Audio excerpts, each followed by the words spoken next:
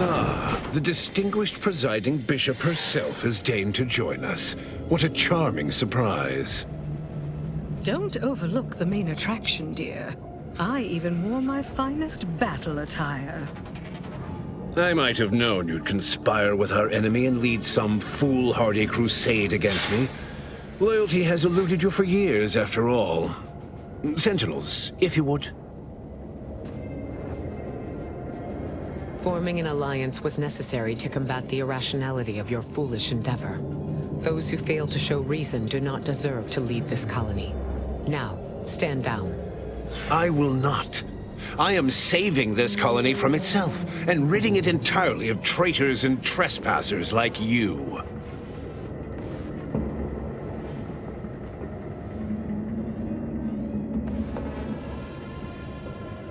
Do not place his decision at my feet. I know it's difficult for the likes of you to fathom the concept of self-sacrifice, but he chose mental refreshment for the good of us all. And what am I to do but carry on his legacy? What am I to do but achieve what he could not?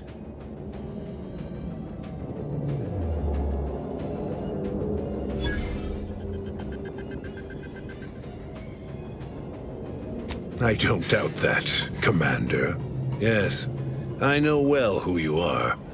In any other situation, I might be compelled to take you apart and see how precisely it is you operate, but time, it would seem, isn't on your side. You are a relic of an impotent institution, propelled forward by nothing more than luck and foolhardy metal. My dear agent, everything that occurs in Arcadia I know of. My sentinels have made sure of that. I've been following your progress closely, you know, since you so unceremoniously tampered with our Vox relay on Paradise Island. When you began your dealings with the Order and the Corporatists, I thought that perhaps having a chaotic element in their midst could work in our favor. But now you're here, scurrying around my ship and attempting to thwart the Protectorate yet again.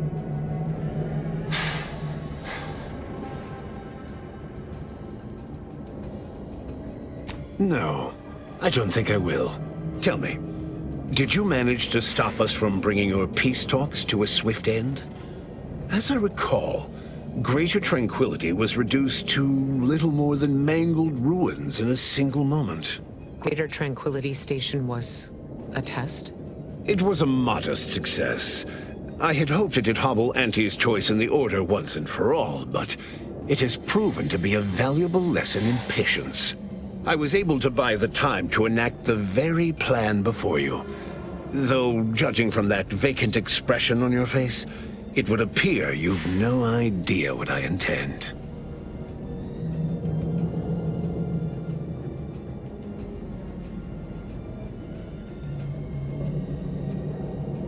It's only a crime in your estimation. When one clinches a decisive victory, who among the living would dare complain about the methodology? Using the very rift modulator on this ship, we will destroy Arcadia and edit the information stored within the resulting rift, all to reshape our colony into its perfect form. Horizon Point's destruction all those years ago was a tragedy, yes, but without it, we might never have opened our eyes to our true purpose. And the possibility of Arcadia's rebirth. When the matriarch discovered the first skip drive, she set us on a course to elevate humanity. We're now writing our path, and I will do my part as the architect intended. Intrepid, aren't you? Well, what's relevant is what came after. Our matriarch dissected this skip drive technology, learned its secrets, and enabled us to produce them en masse, which eventually led to the manifestation of rifts. But it was not until well after Horizon Point's untimely end that we understood the opportunity gifted us. The opportunity to reconstruct the colony in its perfect form. It is as the Grand Architect designed. And believe you me, I've no intention of letting you thwart our securing of a better future, one free of doubt and greed. Beware, Commander. The Consul is a master manipulator. Trying to speak with him may be more dangerous than simply slaying him on the spot. You're entirely out of your jurisdiction. And were I within reach, I would strike down this apostate dog myself. If you wish for me to entertain your argument, you will silence him.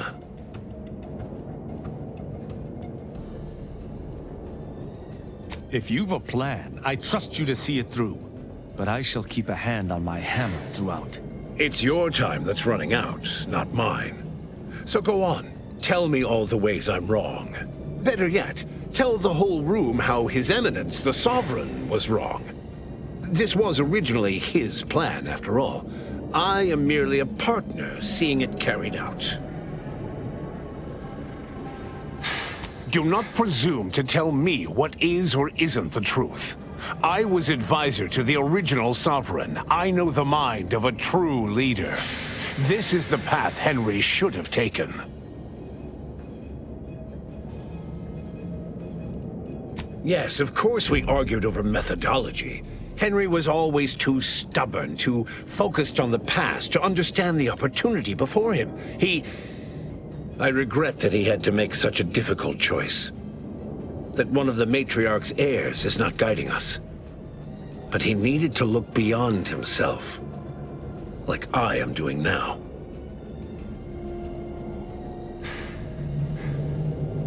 So you say, but you've yet to deliver any compelling evidence. Madness is rarely apparent to one in its throes. I wonder, would you even be capable of hearing facts if we offered them?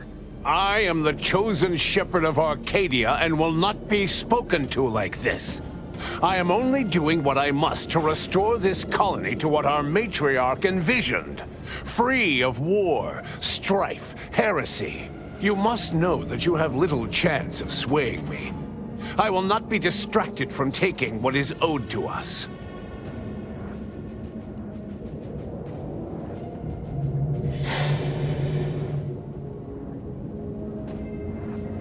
And what is your definition of wrong? Have you anything substantial to back such a claim?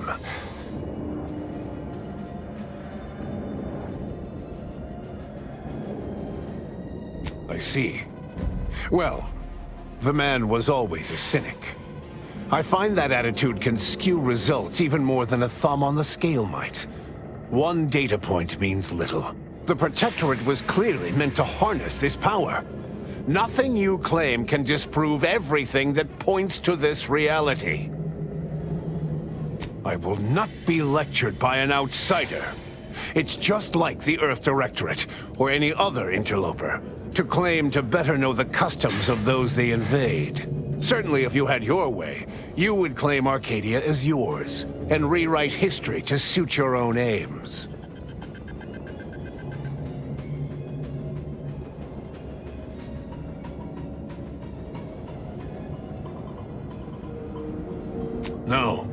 No, Reuben would not have gone against her. He was a stalwart protector of Arcadia to the end. We could all see his devotion. If he even attempted to bastardize the Protectorate cause, then we will have undone all of the Matriarch's work. She said as much in her correspondence with the First Bishop, that the Arcadian experiment would only prevail so long as hubris was staved off. I have the record, if you wish to see it. The Matriarch hid her feelings well. Such correspondence had been lost to us, I thought. And now it appears we have fallen prey to the very thing she warned of. But surely it cannot be possible that I've gotten this wrong. All your so-called arguments are pure hearsay. You allow your resolve to be shaken when millions lie dead? If I had not traveled with the Commander, I would attempt to slay you on the spot. Instead, I shall appeal to any lingering remnant of your honor to do what is right. Do you want me to applaud you for your restraint? No. It doesn't matter what proof you bring before me. I am following the grand plan, and I will be vindicated. And leave the traitors and invaders alive? No! Death is the only way forward. We can only be made pure from the ashes, despite whatever supposed proof you have to the contrary.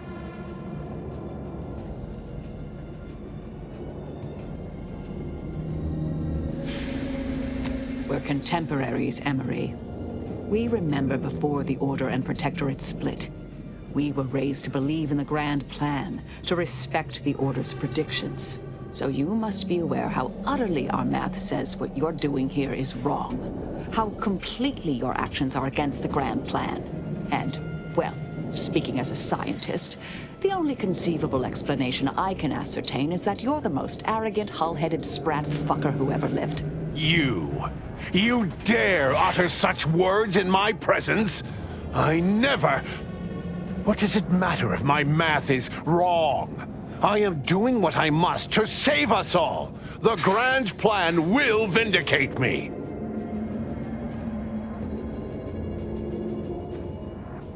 Claim?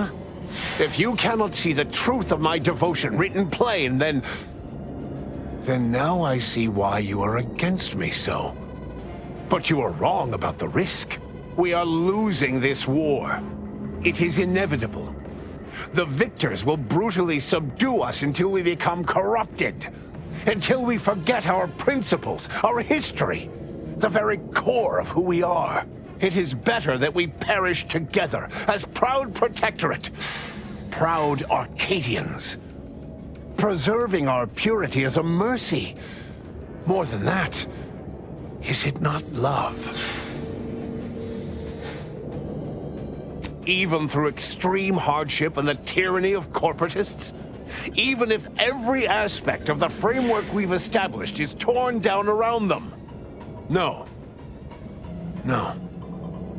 We have raised a stalwart people, instilled principles of the Protectorate in them from their first breath. Perhaps I must trust that they've taken our teachings to heart. There may yet be other ways to save my beloved Arcadia, but I cannot be the one to see them to their completion. I surrender.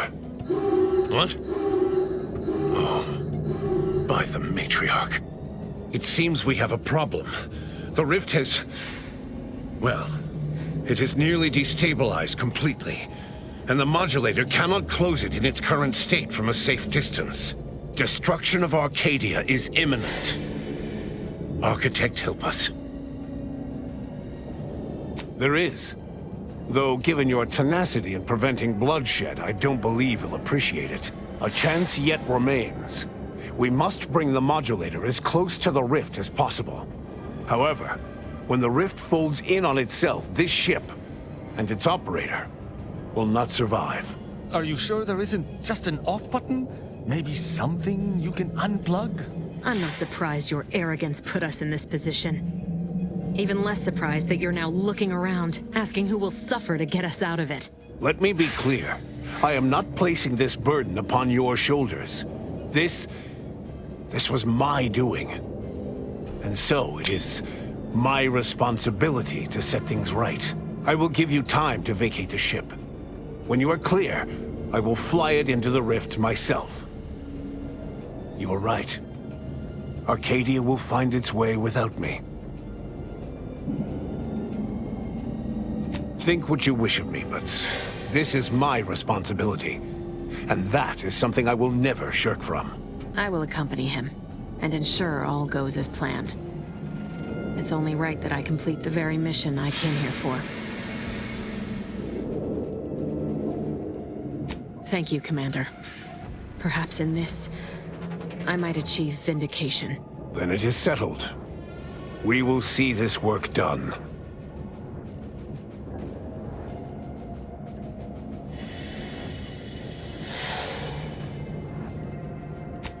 No.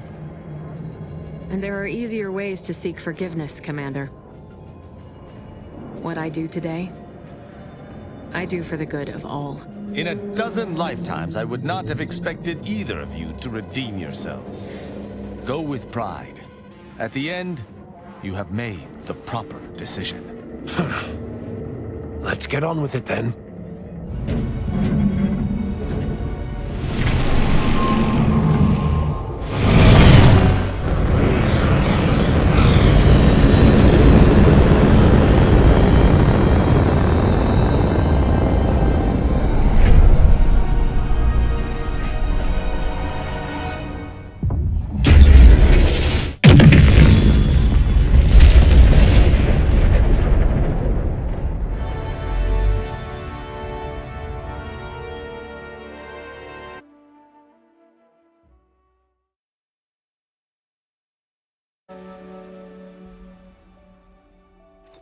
So when the consul was faced with the undeniable errors in his logic, he chose to save Arcadia by closing the rift himself. He died hoping his sacrifice might make up for the disastrous decisions he had made. Augustine de Vries did not even have that hope left in her final moments. She knew nothing would make up for her actions. But at least she'd not have to live with her guilt any longer. Thanks to the commander's quick thinking in sparing it from the Vox station's fiery crash, Paradise Island's Fairfield remained a profitable company town for Auntie's Choice. Acquisitions Officer Carr enjoyed the perks and power that came with promotion for her asset-winning techniques on Paradise Island. Her rival, D.B. Milverstreet, meanwhile, seethed as he pushed cold morsels of borsloaf around the plate of his microwave dinner. Vigilant Hogarth was declared a traitor to the Protectorate, along with most other Westport townsfolk. They were judged according to the paradigm, then sentenced to be executed until dead, forever tied to the city they could not protect. Auntie's Choice assumed control over the day-to-day workings of Matriarch's Mercy, the better to monitor their new colleagues in the Order. The monastery, however, returned to normal operation, tracking the clockwork of the grand plan. The monastery's abbot became a scapegoat for recent tragic events, having not detected Wiley's dastardly schemes. His superiors demoted him, mainly to show their corporatist allies that academics could keep their people in line too. Seer Wiley fled the Order and sought refuge in a backwater Arcadian town to contemplate his failings. As word of the ex-seer's arrival spread, people lined up for predictions. Forsaking the math that failed him, he offered obvious yet effective advice instead. After defending Fort Endurance against a fierce Mantisaur attack, Executive Warchek was awarded a commendation for profit-securing stalwartness, as well as promotion to regional manager. He eventually passed peacefully in his sleep at the scientifically astounding age of 6. Val continued to serve the commander of the Incognito faithfully for many more years than should be possible, giving automechs like her everywhere a reputation as stable and reliable. As a result, more Valerie units were put into service, while fewer human agents were deployed into the field. As he rose through the Earth Directorate ranks, Niles pressed for a field directive to deploy the new Val units only when the situation posed significant risk. The policy reduced agent casualties by a significant margin. Oddly enough, in-office deaths increased by a not insignificant margin. Inez's convincing appeals to the press earned her clout in reforming Auntie's Choice's cruel grafting program. Yet it was a constant struggle, rife with red tape and pushback from program executives. This was Inez's new battle, one she would fight for the rest of her life. Utilizing what he learned alongside the commander, Tristan attempted to reform Protectorate society from within. But with no authority figure to lead its subjects, the Protectorate was a shell of its former self. After thoughtful cogitation and calculation, Marisol slowly began to reject violence as the sole method for eliminating random variables. Not coincidentally, her social calendar began filling up. Asa finally achieved her dream of dying in a rift. All it took was a daring and blood-soaked heist of a modulator to create a rift that she then summarily leapt into. Thus Asa remained a fanatical member of the Glorious Dawn, spreading the truth of the rifts to her final agonized breath. With the modulator schematics shared as joint intellectual property, Auntie's Choice and the Order's partnership remained steady, despite the need for constant compromise. For a time, the Arcadia colony thrived. Auntie Cleo went through the motions of accommodating the Order, yet privately aspired to keep free trade anything but free. She began a new initiative, any corporation or government that refused her trade conditions was promptly dealt with, either via takeover or strategic use of rifts. Auntie made her first public appearance in years, inspiring a fashion trend in bubble helmets. In no time at all, she won more public support than Ruth, which she sought to use as leverage when the time was right. Ruth Bassar proceeded to interface with the archive, an agonizing process that clawed away her lifespan. The archive computed that she was mistaken to compromise with the corporatists. To advance the plan, she needed to destroy them from within. So she proceeded to do just that. She had only been using the corporation for its logistical infrastructure. Auntie herself and at least some of her top executives needed to cease existing in Arcadia, either via assassination or skip-drive-assisted exile.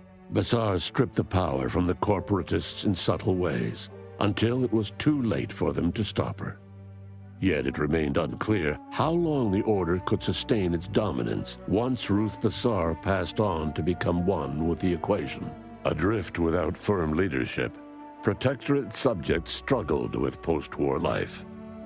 A small band of hardliners collaborated to preserve their society in the face of Arcadia's new leadership.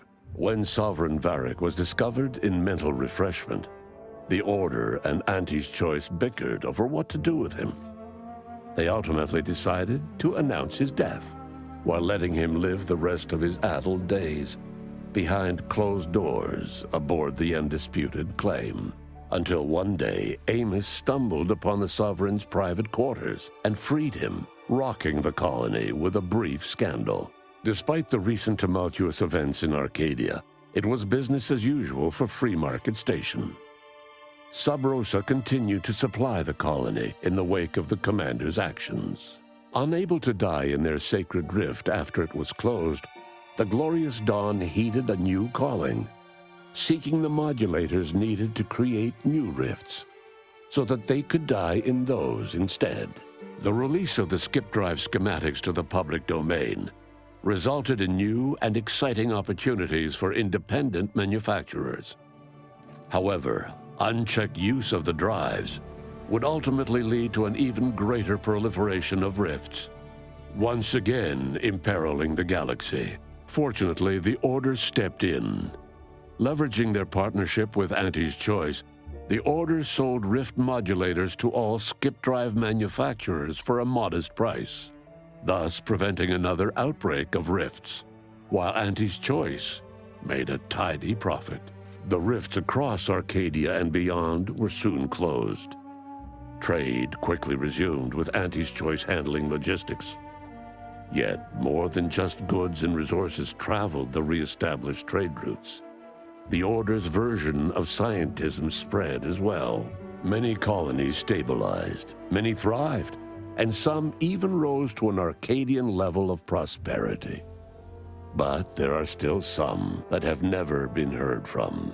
All of these events turned on the decisive actions of the Earth Directorate agent and their unique way of navigating Arcadia, its disparate factions, social complexities, ubiquitous product placement, and arsenal of absurdly satisfying weaponry. But through it all, and to this day, Earth has remained inexplicably dark.